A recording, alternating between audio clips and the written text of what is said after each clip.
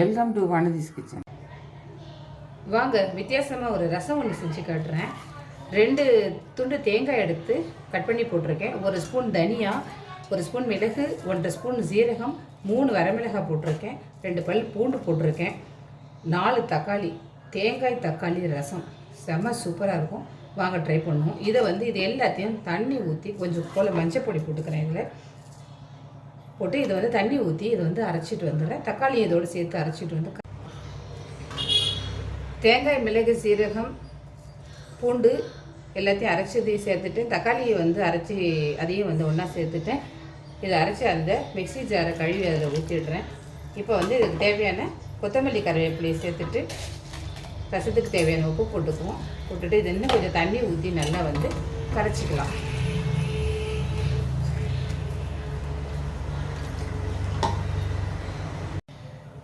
ரசம் தாளிக்கிறதுக்கு 1 ஸ்பூன் எண்ணெய் விட்டுட்டேன். இப்போ கடுகு தாளிச்சிடுவோம்.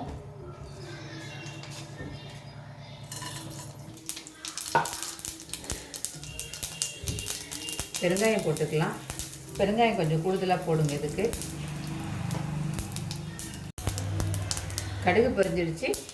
கரைச்சி வச்சுருக்காங்க ரசத்தை இதில் ஊற்றுங்க.